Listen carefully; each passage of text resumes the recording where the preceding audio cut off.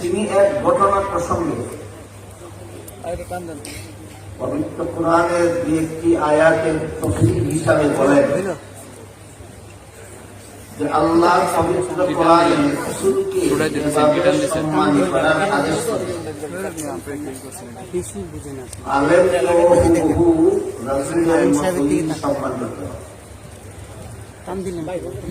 আমার কথা বুঝে থাকলে একটু দয়া করে বলুন তো, এটা কি আমার কথা ইবনে আব্বাসের কথা? ইবনে আব্বাসের সংক্ষিপ্ত পরিচয় আমি বলছি, রাসূলের আপন চাচাতো ভাই এবং এই উম্মতের সর্বশ্রেষ্ঠ মুফাসসিরের কথা। তিনি বলেন, পবিত্র কোরআনে আল্লাহ রাসূলকে যেভাবে সম্মান করার আদেশ করেছেন, আলেমকেও ঠিক রাসূলের মতোই সম্মান করতে হবে। এটা তো আমার কথা নয়, এটা রাইসুল মুফাসসিরিন হযরত আব্দুল্লাহ ইবনে আব্বাস রাদিয়াল্লাহু আনহুর কথা। এই কথার মধ্যে, তার এই উক্তির মধ্যে উম্মতের কারো দ্বিমত হয়নি, এখনো দ্বিমত হওয়ার কথা না। আমাদের শুধু বোঝার ব্যাপার হলো কেন তিনি এই কথাটা বললেন। রাসূলকে যেভাবে সম্মান করার আদেশ করেছেন আল্লাহ কোরআনে, আলেমকে হুবহু সেভাবেই সম্মান করতে হবে। তার একমাত্র কারণ, নবী রাসূলগণ দুনিয়াতে আগমন করতেন দুনিয়াবাসী মানুষকে জাহান্নাম থেকে বাঁচার পথ দেখাতেন। কথাগুলি কি বুঝতে কঠিন হয়? নবী রাসূলগণ দুনিয়াতে আগমন করতেন দুনিয়াবাসী মানুষকে জাহান্নাম থেকে বাঁচার পথ দেখাতেন। আমাদের নবী শেষ নবী হওয়ায়, যেহেতু কিয়ামত পর্যন্ত আল্লাহ আর কাউকে নবী বানাবেন না, তাই শেষ নবী দুনিয়া থেকে বিদায় হওয়ার পর দুনিয়াবাসীকে জাহান্নাম থেকে বাঁচার পথ দেখাবার আর কোন দরকার নাই। তাহলে কাজটা করবে কে? এখন তো নবী নাই, একমাত্র আল্লাহ। নবীগণের যুগে নবীগণ যেই দায়িত্ব পালন করেছেন, সেই দায়িত্ব নবীর অবর্তমানে কিয়ামত পর্যন্ত একমাত্র আলেমগণ পালন করবে। তাই নবীগণের যেই দায়িত্ব ছিল আলেমগণের যেহেতু সেই দায়িত্ব, এই জন্য ইবনে আব্বাস বলেন, নবীকে যেভাবে সম্মান করার আদেশ করেছেন আল্লাহ কোরআনে, আলেমকেও সেভাবেই সম্মান করতে হবে। যেমন আমি রাসূল করিম সাল্লাল্লাহু আলাইহি ওয়াসাল্লামের একটি হাদিস আপনাদের সামনে তিলাওয়াত করছি। তাতে রাসূল বলেন, কুন আলিমান, তুমি আলেম হও। এটা হলো তোমার জন্য জাহান্নাম থেকে বাঁচার এক নম্বর পথ। আলেম হওয়া তোমার জন্য জাহান্নাম থেকে বাঁচার এক নম্বর পথ। তারপরে রাসূল বলেন, তোমার যদি আলেম হওয়ার সুযোগ না থাকে, অধিকাংশ মুসলমানেরই তো আলেম হওয়ার সুযোগ থাকে। বিভিন্ন মুসলমান বিভিন্ন পেশা নিয়ে জীবনভর ব্যস্ত থাকার কারণে অধিকাংশ মুসলমানেরই আলেম হওয়ার সুযোগ থাকে। তাই যাদের আলেম হওয়ার সুযোগ নাই, তাদের উদ্দেশ্যে রাসূল বলেন, আও মুতাআল্লিমান, আলেমের ছাত্র হও। আলেম হওয়ার সুযোগ যদি তোমার না থাকে, তাহলে তুমি আলেমের ছাত্র হও। এটা তোমার জন্য জাহান্নাম থেকে নাজাতের 2 নম্বর পথ। যেভাবে আলেম হওয়ার সুযোগ থাকে না অনেকেরই, তেমনি ভাবে আলেমের ছাত্র হওয়ার সুযোগও তো অনেকেরই থাকে না। তার জন্য রাসূল বলেন, আও মুস্তামিআ, তোমার যদি আলেমের ছাত্র হওয়ার সুযোগ না থাকে, তাহলে তুমি আলেমের কথা মনোযোগে শোনো। মনোযোগে শোনো মানে হলো আলেমের কথা মতো কাজ করো, আলেমের কথা মতো। সংসারের কাজ করতে হলো কিভাবে করলে শুদ্ধ হবে, কিভাবে করলে অশুদ্ধ হবে, কিভাবে করলে হালাল হবে, কিভাবে করলে হারাম হবে, সেটা আলেমের কাছ থেকে শুনে করো। ধর্মের কাজ করলেও কিভাবে করলে সহি হবে, কিভাবে করলে গলত হবে, সেটা আলেমদের কাছ থেকে শুনে শুনে। সুতরাং আলেমের কথা শোনো, কথার মর্ম হলো আলেমের কথা মতো জীবনের সকল কাজ করো। এটা তোমার জন্য জাহান্নাম থেকে বাঁচার 3 নম্বর পথ। 1 নম্বর পথ হলো নিজে আলেম হওয়া, সুযোগ না থাকলে 2য় পথ হলো আলেমের ছাত্র হওয়া, সেই সুযোগও না থাকলে 3 নম্বর পথ হলো আলেমের কথা মতো সকল কাজ করা। যেই কাজকে আলেমরা হালাল বলেন সেটা করা, যেই কাজকে আলেমরা হারাম বলেন সেটা না করা।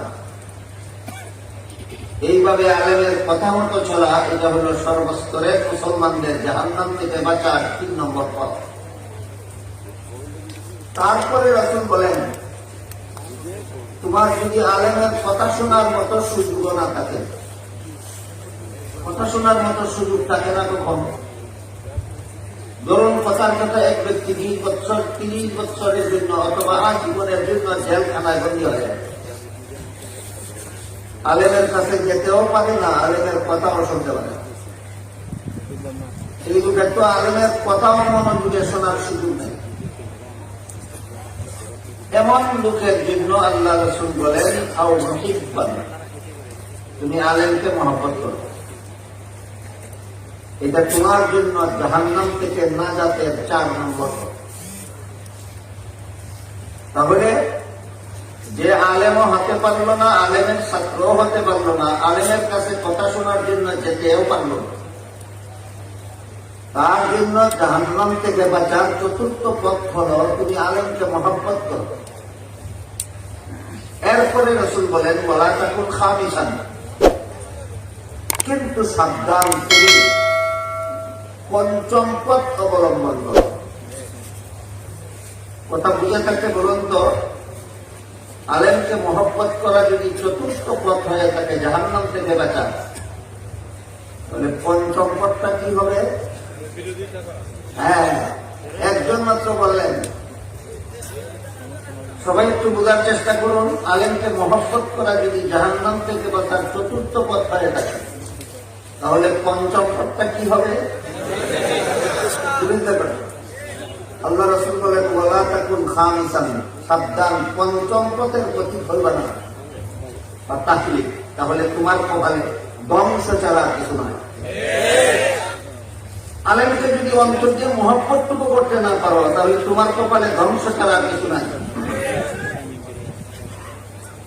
মুফাসসিরিনে কেরাম আলেমকে মহব্বত করলে নাজাতের ব্যবস্থা হয়, আর আলেমকে মহব্বত করতে না পারলে ধ্বংস ছাড়া কপালে কিছু নাই। এই কথাটা বোঝাবার জন্য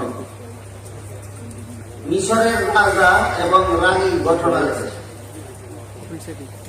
মিশরের রাজা ছিল ফেরাউন আর রানী ছিল বিবি আসিয়া। শিশু মূসাকে তুলে নিয়ে বিবি আসিয়া ফেরাউনের কাছে গিয়ে বললেন, স্বামী স্ত্রী তো, ফেরাউন আর আসিয়া স্বামী স্ত্রী।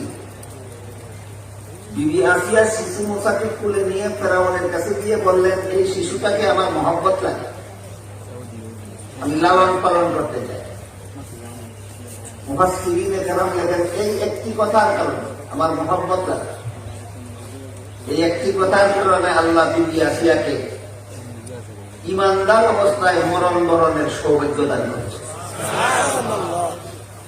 বিবি আসিয়া যখন বলেছিলেন এই শিশুটাকে আমার মহব্বত লাগে, সাথে সাথে ফেরাউন বলেছিল তোমার মহব্বত লাগতে পারে, আমার মহব্বত লাগে না। মুফাসসিরিনে কেরাম লেখেন, এই একটা কথার কারণে আমার মহব্বত লাগে না, এই একটা কথার কারণে মরণ কালে পর্যন্ত ফেরাউনের ঈমান নসিব হয় না। অনেক লম্বা ঘটনা, খুব 1 সাগর পানিকে 1 লুটার মধ্যে ঢুকিয়ে দেওয়ার মতো করে বলেছি। অনেক লম্বা ঘটনা, আমি 1 মিনিটে বলছি। শিশু মূসা সম্পর্কে বিবি আসিয়া বলেছিলেন আমার মহব্বত লাগে, এই জন্য ইমানদার অবস্থায় মরণ নসিব হয়েছে। সাথে সাথে ফেরাউন বলেছিল আমার মহব্বত লাগে না, এই জন্য বেঈমান অবস্থায় মরণ হয়েছে। ইবনে আব্বাস কি বলেছিলেন? নবীর বেলায় যেই কথা মনে নাই, কি বলেছিলেন? নবীর বেলায় যেই কথা, আলেমের বেলায় সেই কথা। সুতরাং আলেমের প্রতি যার অন্তরে মহব্বত থাকবে, বিবি আসিয়ার মতো ইমানদার অবস্থায় মরণ হবে। আলেমের প্রতি যার মহব্বত থাকবে না, আলেমের প্রতি যার অন্তরে মহব্বত লাগবে না, ফেরাউনের মতো বেঈমান অবস্থায় মরণ হবে। কোন সন্দেহ নেই। হ্যাঁ, কোন আলেম যদি কোন অপরাধ করে থাকেন, সত্যিই অপরাধ, যা শরীয়তের দৃষ্টিতে অপরাধ, ইসলামের বিধান মতে অপরাধ, সেই অপরাধের কারণে যদি একজন আলেমকে একজন মহব্বত করতে না পারে, এটা তার বেঈমান হয়ে মরণের কারণ হবে না। কিন্তু আলেম কোরআনের কথা বলার কারণে, হাদিসের কথা বলার কারণে, কোন আলেম আল্লাহর কথা, আল্লাহর রাসূলের কথা বলার কারণে, কোন আলেম ইসলামের বিধানের কথা বলার কারণে সেই আলেমের প্রতি যার অন্তরে ঘৃণার সৃষ্টি হবে, সেই আলেমের প্রতি যারা বিশুদ্ধার করবে, সেই আলেমকে যারা তিরস্কার নিন্দাবাদ করবে, আল্লাহ রাসূল বলেন, ফাতাহলি, তোমার কপালে ধ্বংস ছাড়া আর কিছু নাই। তোমার কপালে ধ্বংস ছাড়া আর কিছু নাই। নবীগণের বেলায়ও দেখা গেছে, নবীগণ যখন জগৎবাসী মানুষকে জাহান্নাম থেকে বাঁচার পথ দেখাতেন, এই কিন্তু নবীগণ এবং আলেমগণের কাজ। আগেই বলেছি, জগৎবাসী মানুষকে জাহান্নাম থেকে বাঁচার পথ দেখানো নবীগণের কাজ ছিল। এখন নবী নাই, এখন আলিমগণের একই কাজ। নবীগণ যখন সমাজের মানুষকে জাহান্নাম থেকে বাঁচার পথ দেখাতেন, এটা কি দুশ্মনী করতেন না হিতাকাঙ্ক্ষা? মানুষকে জাহান্নাম থেকে বাঁচার পথ দেখানো কি শত্রুতামি না বন্ধুত্ব? নবীগণ যখন সমাজের মানুষকে জাহান্নাম থেকে বাঁচার পথ দেখাতেন, তখন সমাজের কিছু লোক নবীগণের বিরুদ্ধে দুশ্মনী শুরু করে। হযরত ইব্রাহিম আলাইহিস সালামের ঘটনা আপনারা জানেন। নমরুদকে জাহান্নাম থেকে বাঁচার পথ দেখালেন, নমরুদ ইব্রাহিমকে অগ্নিকুণ্ডে নিক্ষেপ করল। কোন কারণে? ইব্রাহিম আলাইহিস সালাম নমরুদের সম্পত্তি দখল করেছিলেন, রাজত্ব নিয়ে যেতে চেয়েছিলেন, কোন ধন সম্পদ নিয়ে যেতে চেয়েছিলেন? ইব্রাহিম আলাইহিস সালাম নমরুদের মাথায় লাঠি দিয়ে আঘাত করেছিলেন না তাকে জাহান্নাম থেকে বাঁচাতে চেয়েছিলেন? ইব্রাহিম নমরুদকে জাহান্নাম থেকে বাঁচাতে চাইলেন, আর সেটাকে এই অপরাধে অগ্নিকুণ্ডে নিক্ষেপ করে। হযরত মুসা আলাইহিস সালাম ফেরাউনকে জাহান্নাম থেকে বাঁচার পথ দেখালেন।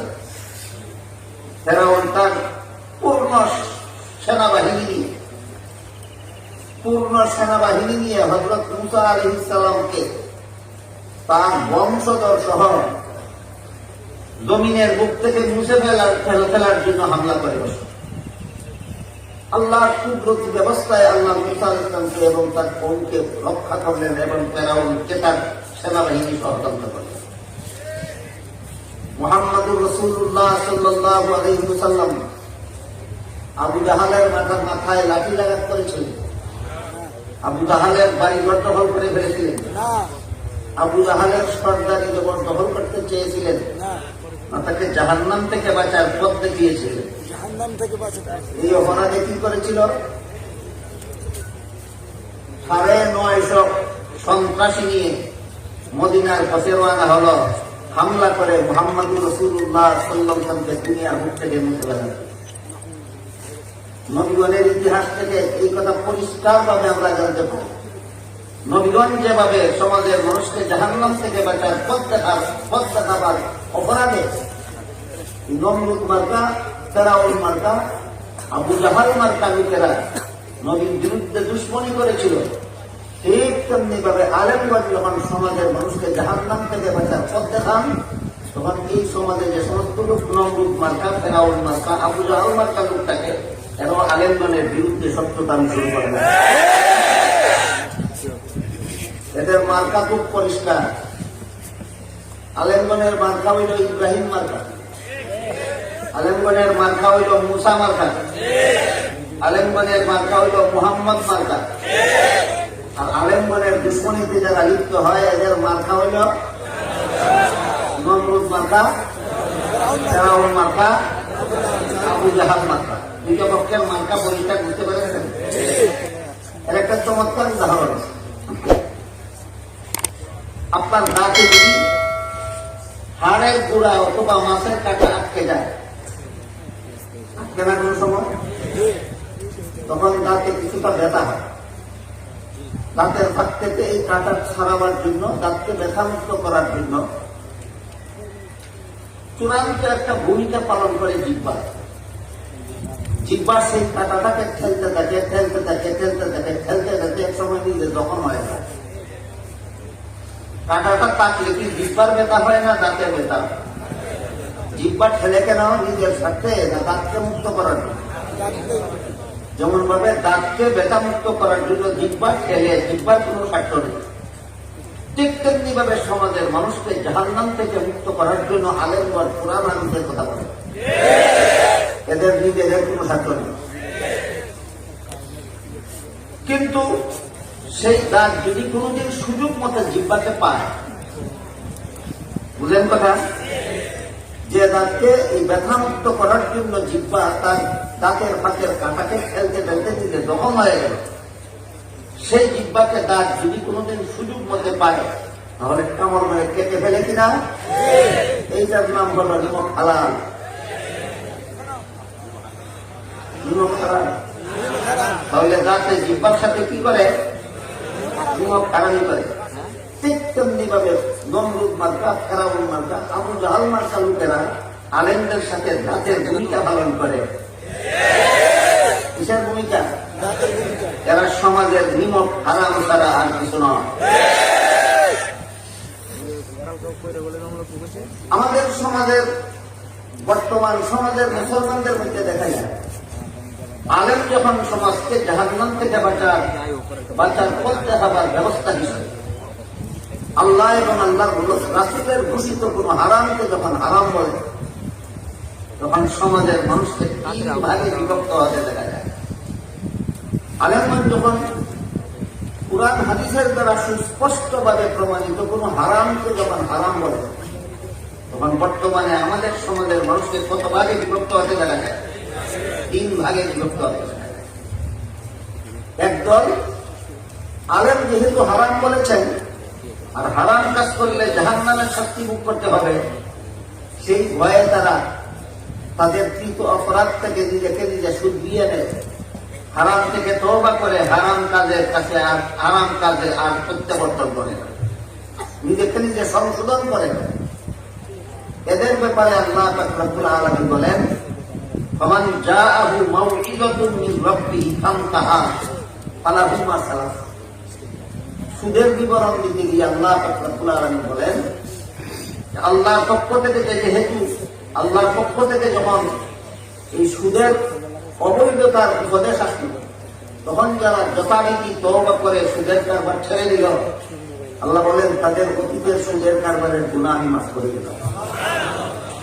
ঠিক তেমনি ভাবে আমাদের সমাজের যে সমস্ত সাধারণ মুসলমানেরা আলেমগণ কুরআন হাদিসের ভিত্তিতে কোন কাজকে হারাম বলেন, এই হারাম বলার কারণে যারা জাহান্নাম থেকে বাঁচার জন্য যথারীতি তওবা করে হারাম কাজটা ছেড়ে দেয়, তাদের জন্য আল্লাহর এই ঘোষণা চিরন্তন, আল্লাহ তাদের অতীতের গুনাহ মাফ করে দেন। যেমন একদল আলেমগণ কোন হারামকে হারাম বললে আমাদের সমাজের মানুষ তিন দলে বিভক্ত হয়। এই তিন দলের মধ্যে এই দল হইল প্রথম দল। এদের সংখ্যা খুব কম, এদের সংখ্যা খুব কম। দ্বিতীয় দল হল, ধরুন কথার কথা সুদের ব্যাপার, আলেমগণ সুদকে হারাম বলে, এই কারণে সুদের কারবার ছাড়ে না, কিন্তু আলেমকে হারাম বললেন এই কারণে আলেমকে ঘৃণাও করে না। যেহেতু এটা আলেমের নিজের কথা নয়, এটা আল্লাহর কথা, ঘৃণা কার কথাকে করবে? এই দল মুসলমানের সংখ্যা আমার ধারণা মতে আমাদের সমাজে বেশি। আলেমগণ কুরআনের রেফারেন্স দিয়ে বললেন আল্লাহ কুরআনের সুদের কারবারকে হারাম বলেছেন। সব মুসলমান শুনে, সব মুসলমান জানে, কিন্তু বেশিরভাগ মুসলমান এই সুদের কারবার হারাম জানা সত্ত্বেও এই কারবারটা ছাড়ে না। তবে আলেমগণ যে হারাম বলেন, এই জন্য আলেমগণের নিন্দাবাদও করে না, তিরস্কারও করে না। সুদকে হারাম বলার কারণে আলেমকে গালি গালাজও করে না, ঘৃণাও করে না। এদের দুইটা বিশেষণ, একটা এদের দোষ আর একটা এদের গুণ। এদের একটা দোষও আছে, একটা গুণও আছে। এদের দোষটা কি? হারামকে হারাম জানার পরও এটা ছাড়লো না, এটা তাদের দোষ। কিন্তু তার পেশাটাকে আলেমগণ হারাম বলার কারণে আলেমকে নিন্দাবাদও করলো না, এটা কিন্তু গুণ। আলেমকে যে তিরস্কার করলো না হারামকে হারাম বলার কারণে, এটা কিন্তু তার গুণ, বিরাট বড় গুণ। আমাদের বুঝার ব্যাপার তার দোষের পরিণতি কি আর গুণের ফলাফলটা। তুমি সুদের কারবার হারাম জানার পরও তুমি সুদের কারবার ছাড়োনি, এই দোষের কারণে তোমাকে জাহান্নামে যেতে হবে। কিন্তু আলেমকে ঘৃণা করোনি, তোমার ঈমান হেফাজত করেছে। আলেমকে ঘৃণা করলে, আলেমকে নিন্দা করলে, আলেমকে তিরস্কার করলে, কোরআন হাদিসের কথা বলার কারণে আলেমকে গালিগালাজ করলে, সেই গালিগালাজ আলেমকে করা হয় না, সেই গালিগালাজ আল্লাহ এবং আল্লাহ রাসূলকে করা হয়। এই জন্য আলেমকে গালি দিলে ঈমান ধ্বংস হয়ে যায়। সে আলেমকে গালিগালাজ না করে ঈমানকে রক্ষা করলো। এই জন্য সুদের কারবার না ছাড়ার কারণে জাহান্নামে গেলেও এক সময় তার জাহান্নামের শক্তি শেষ হয়ে জাহান্নাম থেকে মুক্ত হয়ে যায়। যে লোকে সুদ হারাম আলেমের মুখে শুনলো, সুদ হারাম জানার পরেও সুদের কারবার ছাড়লো না, আলেমকে ঘৃণাও করলো না, তার একটা দোষ আছে, একটা গুণ আছে। দোষের কারণে জাহান্নামে যেতে হবে, আর আলেমকে ঘৃণা না করার কারণে একদিন জাহান্নাম থেকে মুক্ত হয়ে যাবে। আলেমকে পুরস্কার না করার কারণে একদিন জাহান্নাম থেকে মুক্ত হয়ে যাবে। দ্বিতীয় দল, আমাদের সমাজে এই দ্বিতীয় দলের সংখ্যা বেশি। আমাদের সমাজে দ্বিতীয় দলটার সংখ্যা বেশি। আরেক দল, আলেমগণ যখন কোরআন হাদিসের ভিত্তিতে কোনো হারামকে হারাম বলেন, হারামটা তো ছাড়েই না, হারামকে কেন হারাম বললেন এই জন্য আলেমের বিরুদ্ধে যত সব বিশুদ্ধার করা শুরু করলেন। আলেমদেরকে নিন্দাবাদ, তিরস্কার, গালিগালাজ বন্ধ বলা শুরু করে দেয়। এই গালিগালাজের দ্বারা তাদের ঈমান ধ্বংস হয়ে যায়। যে আলেমকে মহব্বত না করলে ঈমান নসিব হয় না মরণকালে। আমি বলেছি, মনে আছে কি? যে আলেমকে মহব্বত না করলে মরণকালে ঈমান নসিব হয় না, সে আলেমকে গালিগালাজ, তিরস্কার, সে আলেমকে নিন্দা করলে কেমন ঈমান নিয়ে আমার এবারে মনে করেন এদের বেঈমান অবস্থায় মরণ হয়। এইরকম আলেমরা কোরআন হাদিসের ঘোষিত হারামকে হারাম বলার কারণে যারা এটাকে বৈধ, অবৈধকে বৈধ সাব্যস্ত করার জন্য যারা চাপাবাজি শুরু করে দেয়, এদের একটা উদাহরণ ওই সুদ সংক্রান্ত আয়াতের শেষের দিকে আল্লাহ বলেন, ওমান আদা ফাউলাইকা আসহাবুন নারি হুম ফিহা খালিদুন। আল্লাহর পক্ষ থেকে সুদের কারবারকে হারাম ঘোষণা দেওয়ার পরও যারা এটার বৈধতা প্রমাণের জন্য চাপাবাজি করবে, এরা হবে চিরস্থায়ী জাহান্নামী। কতদিনের জাহান্নামী? এখানে লক্ষণীয় ব্যাপার হল, সুদকে হারাম জেনে সুদের কারবারে লিপ্ত থাকলে চিরস্থায়ী জাহান্নামী হয় না, দীর্ঘমেয়াদী জাহান্নামী হয়। সুদের কারবারকে হারাম জানে, তারপরও সুদের কারবার ছাড়ে না। এটা এমন পাপ, এমন গুনাহ যে গুনার কারণে দীর্ঘমেয়াদী জাহান্নামী হয়, কিন্তু চিরস্থায়ী জাহান্নামী হয় না। কিন্তু সুদের কারবারকে বৈধ প্রমাণের অপচেষ্টায় যখন মেতে উঠে, তখন আর ঈমান থাকে না, তখন চিরস্থায়ী জাহান্নামী সাব্যস্ত হয়ে যায়। সুদের উদাহরণ বুঝে থাকলে আরেকটা উদাহরণ বুঝে আশা করি আপনাদের জন্য সহজ হবে। সেটা হল আল্লাহ রাব্বুল আলামিন পবিত্র কোরআনের এক আয়াতে বলেন, ইন্নামাল খামরু ওয়াল মাইসিরু ওয়াল আনসাবু ওয়াল আজলাম ওয়াল আনসাবু রিজসুম মিন আমালিশ শাইতানি ফাজতানিবু। মদ, জুয়া, লটারি, মূর্তি, নাপাক শয়তানের কাজ। মদ পান, মদ নাপাক, পান করা শয়তানের কাজ। জুয়া খেলা অপবিত্র খেলা, শয়তানের কাজ। লটারি খেলা অপবিত্র খেলা, শয়তানের কাজ। আর কোন প্রাণীর দেহের কাঠামো বানানো, যেটাকে মূর্তি বলা হয়। প্রাণীর দেহের কাঠামোকে কি বলে? ছাগলের কাঠামো বানালে ছাগলের মূর্তি, হাতির কাঠামো বানালে হাতির মূর্তি। মানুষের কাঠামো বানালে মানুষের মূর্তি। প্রসঙ্গক্রমে আমাদের মনে রাখতে হবে, বড় লোকের মূর্তি বানালে যদি বড় লোকের মর্যাদা বাড়ত, যদি বাড়ত, কিছু মস্তিষ্ক বিকৃতি সম্পন্ন লোকের যুগদের প্রযুক্তি হলো বড় লোকের মূর্তি বানালে বড় লোকের মর্যাদা বাড়ে। এ প্রযুক্তি, এটা যদি সুযুক্তি হতো তাহলে আপনারা বলুন তো, মুহাম্মদুর রাসূলুল্লাহর চেয়ে বড় লোক জগতে আর কে আছে? ওনার মূর্তিটা কোথায়? তাহলে পরিষ্কার হয়ে গেল, বড় লোকের মূর্তি বানালে বড় লোকের মর্যাদা নষ্ট হয় ছাড়া পারে না। বড় লোকের মূর্তি বানালে বড় লোকের মর্যাদা নষ্ট হয় ছাড়া পারে না। আল্লাহ পাক রব্বুল আলামিন বলেন, এই মূর্তিও না পাপ এবং মূর্তি বানানো শয়তানের কাজ। মূর্তিও না পাপ, মূর্তি বানানো শয়তানের কাজ। যেহেতু মূর্তি বানানো হারাম, কোরআনের আয়াত দ্বারা প্রমাণিত, মূর্তি বানানো হারাম, রাসূলের হাদিস দ্বারা প্রমাণিত। হারাম কাজ করলে জাহান্নামে যেতে হবে। জাহান্নাম থেকে রক্ষা করার জন্য এই সমস্ত হারাম কাজে যারা লিপ্ত, এদেরকে সতর্ক করা আলেমগণের দায়িত্ব। যেভাবে নবীগণের আমলে ছিল নবীগণের দায়িত্ব। আলেমগণ ব্যক্তিগত কোন স্বার্থে এগুলিকে হারাম বলেন না, যারা হারাম কাজে লিপ্ত তাদেরকে জাহান্নাম থেকে বাঁচাবার জন্য বলেন। কিন্তু এরপরে এই কথা বলার কারণে, মূর্তি বানানি হারাম বলার কারণে যদি আলেমের বিরুদ্ধে চেপে যায়, তাহলে সুদের কারবারকে হারাম বলার কারণে আলেমকে গালিগালাজ করলে যেমন ভাবে চিরস্থায়ী জাহান্নামী, মূর্তিকে হারাম বলার কারণে আলেমকে গালিগালাজ করলে মরণের আগে আলেমের কাছে মরছে, আল্লাহর কাছে তওবা না করে পড়লে চিরস্থায়ী জাহান্নামী অবস্থায় বলা হয়।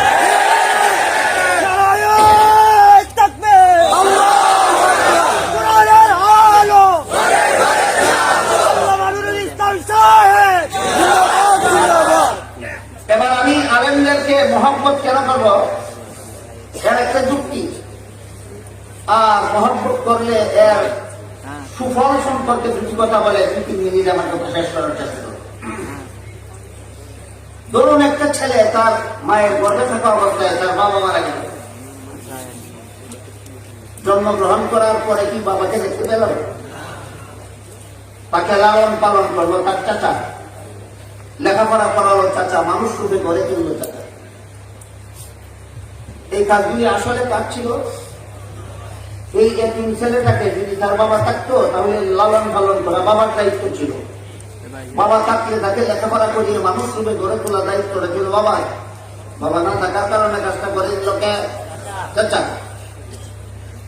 এই ছেলেটার জন্য কি উচিত নয় চাচাকে বাবার মতো সম্মান করা? উচিত নয়। কেন? বাবার কাজ করে দিয়েছে চাচা, চাচা হওয়া সত্ত্বেও বাবার কাজ করে দিয়েছে। এই জন্য ছেলেটার জন্য উচিত তার চাচাকে হুবহু বাবার মতো সম্মান করা। এই জন্য ইবনে আব্বাস বলেন, আল্লাহ পবিত্র কোরআনে নবীকে যেভাবে সম্মান করার আদেশ করেছেন, আলেমকে হুবহু নবীর মতো সম্মান করতে হবে। আলেমকে নবীর মতো সম্মান করতে হবে কথা ইবনে আব্বাস বলেন, যুক্তি থাকে। আমরা যদি দুনিয়াতে জন্মগ্রহণ করে এসে নবীকে পেতাম, তাহলে দিন ধর্ম বলুন তো কার কাছে শিখতাম? নবীর কাছে শিখতাম। সোজা কথা। আমি যদি দুনিয়াতে এসে নবীকে পেতাম, অবশ্যই আমি নামাজুল্লাহ করে মাকালাম হালাল হারাম নবীর কাছে শিখতাম। যেহেতু এই দুনিয়াটা নবী শূন্য, নবী শূন্য দুনিয়াতে আমরা জন্মগ্রহণ করে এসেছি, তাই নবী না থাকার কারণে এই দিন ধর্ম কলেমা কালাম এইগুলি আমাকে আমার উস্তাদ আলেম শিক্ষা দিয়েছে। কার কাজ কে করে দিয়েছেন? নবীর কাজ আলেমগণকে করে দিয়েছেন। এই জন্য আলেমের প্রতি জীবন ভর এই শ্রদ্ধাবোধ থাকতে হবে যে আমি আলেমকে না পেলে আমি কলেমা শিখার কোন স্থান ছিল না আমার। এই দুনিয়াতে আলেম না থাকলে আমার হালাল হারাম শিখার কোন উপায় ছিল না। এই দুনিয়াতে কোন আলেম না থাকলে আমার জাহান্নাম থেকে বাঁচার পথ চেনার কোন উপায় ছিল না। এতটুকু কৃতজ্ঞতা উচ্চার অন্তরে নাই, তার মতো চরম নিমক হারাম জগতে এত হতে পারে না। কাজে বিবি আসিয়ার মতো আমরা যদি আলেমদের প্রতি অন্তরে মহব্বত রাখি, এই মহব্বতের সুফলটা কি হবে? হাদিস শরীফে রাসূল করিম সাল্লাল্লাহু আলাইহি ওয়াসাল্লাম বলেন, শেষ বিচারের দিন, কিয়ামতের দিন, যখন সারা দুনিয়ার সমস্ত মানুষ জীবনের সকল কাজের হিসাব দেওয়ার জন্য আল্লাহর সামনে দাঁড়াবে, সেদিন আল্লাহ আলেমগণকে বলবেন, আলেমরা তোমরা জগতের সমস্ত মানুষ থেকে আলাদা হয়, আলাদা কাতারে দাঁড়াও। আলেমগণ যখন আল্লাহর হুকুমে আলাদা কাতারে দাঁড়াবেন, তখন আল্লাহ আলেমগণকে বলবেন, তোমাদেরকে আমি দুনিয়াতে আলেম হওয়ার সৌভাগ্য দান করেছিলাম, জাহান্নামের আগুন দিয়ে জ্বালাবার জন্য নয়, তোমরা জান্নাতে চলে যাও।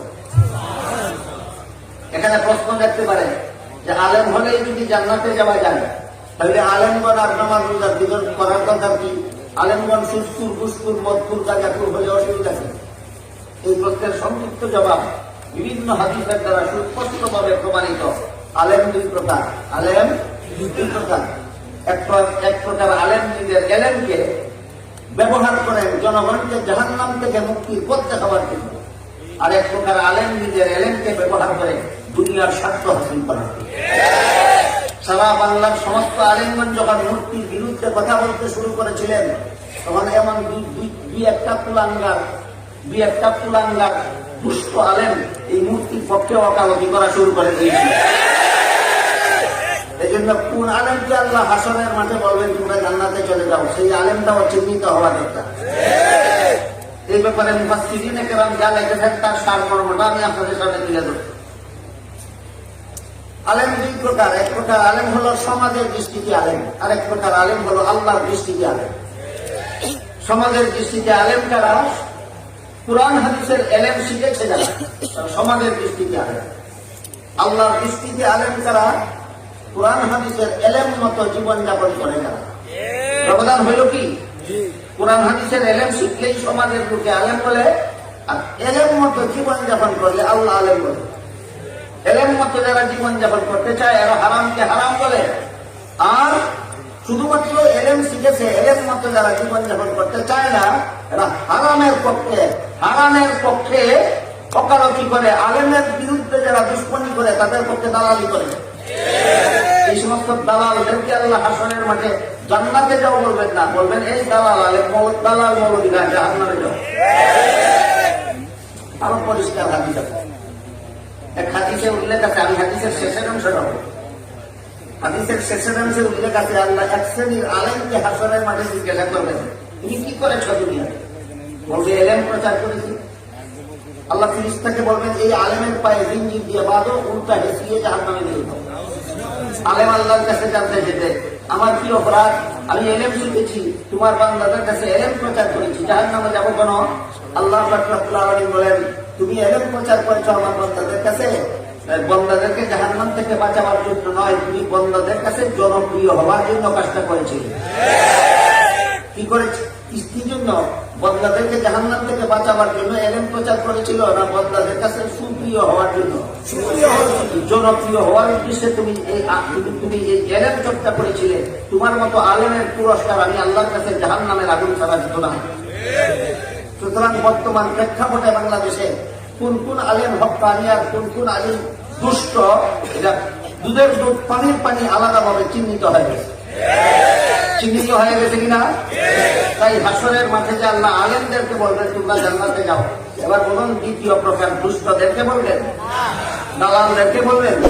মূর্তির পক্ষে যে সমস্ত মৌলবী দালালি করে এই সমস্ত দালালদেরকে বলবেন জান্নাতে যাও, জাহান্নামে যাও। এই সমস্ত দালালদেরকে বলবেন তোমরা জাহান্নামে যাও। আর যে সমস্ত আলেমগণ কুরআনের হারামকে হারাম বলেছে, জনগণকে হারাম সম্পর্কে সতর্ক করেছে, আল্লাহ তাদেরকে বলবেন জান্নাতে যাও। হাদিস শরীফে আল্লাহ রাসূল আরো বলেন, আল্লাহর হুকুমে আলেমগণ যখন জান্নাতে যাবেন, তখন জান্নাতে যাওয়ার পথে কিছু গুনাহগার মুসলমান তাদেরকে ডাকবে, বলবে হুজুর আমি দুনিয়াতে আপনাকে এক গ্লাস পানি পান করেছি। বলুন, একজন আলেমকে একজন সাধারণ মুসলমান পানি পান করায় দুশ্মনীর কারণে না মহব্বত? কত নম্বর পথ ছিল? হ্যাঁ 4 নম্বর পথ। এক গ্লাস পানি পান করেছিল মহব্বতের কারণে, মানে সে 4 নম্বর পথে পথিক। কত নম্বর পথের পথিক? আল্লাহ রাসূল বলেন আরেকজন গুনাহগার মুসলমান জান্নাতে যাওয়ার পথে একজন আলেমকে ডেকে বলবে হুজুর আমি দুনিয়াতে আপনাকে একবার হুজুর খালির ব্যবস্থা করে দিয়েছিলাম, দুশ্মনীর কারণে না মহব্বতের কারণে, কিন্তু আমার গুনার কারণে আল্লাহ আমাকে আদেশ করেছেন জাহান্নামে যেতে। আল্লাহ রাসূল বলেন গুনাহগার মুসলমানের মুখে এই কথাটা শুনে আলেম তার নিজের জান্নাতে যাওয়ার বিরতি দিয়ে দাঁড়িয়ে যাবে। আলেম মনে করবেন যে আমার জান্নাতে আমি করে যাই, শেষ চেষ্টা করে দেখি এই গুনাহগার মুসলমানটাকে জাহান্নাম থেকে বাঁচানো যায়। রাসূল বলেন সেই আলেম নিজের জান্নাতে যাওয়ার বিরতি দিয়ে দাঁড়াবেন, তাই আল্লাহকে বলবেন, আল্লাহ এই লোকটা ঠিকই বলেছে, আমাকে মহব্বত করতে বলেই এক গ্লাস পানি পান করিয়েছিল, আমাকে মহব্বত করতে বলেই একবার কুদুর পানির ব্যবস্থা করে দিয়েছিল। আল্লাহ তখন বলবেন, এদের গুনার কারণে আমি আদেশ করেছিলাম জাহান্নামে যেতে, কিন্তু আলেমরা তোমরা যেহেতু সাক্ষী দিলা, তোমাদের সাথে এদের মহব্বতের সম্পর্ক ছিল, তোমাদের সাক্ষীর কারণে আমি এদেরকে মাফ করে দিলাম। আলেমরা তোমরাও জান্নাতে যাও, এদেরকে সাথে নিয়ে যাও। সুতরাং আলেমদেরকে যত তিরস্কার করতে পারেন ততই মঙ্গল, আলেমদেরকে যত ঘৃণা করতে পারেন ততই মঙ্গল, আলেমদেরকে যত গালাগালি করতে পারেন ততই মঙ্গল, আর মূর্তির পক্ষে যত গালাগালি করতে পারেন ততই মঙ্গল। না অমঙ্গল? আল্লাহ আপনাদের আমাদেরকে মঙ্গল অমঙ্গল বিষয়টা পরিষ্কার ভাবে বুঝার তৌফিক দান করুন। সুবহান রাব্বিকা রাব্বিল ইজ্জাতি আম্মা ইয়াসিফুন ওয়া সালামুন আলাল মুরসালিন আলহামদুলিল্লাহি রাব্বিল আলামিন।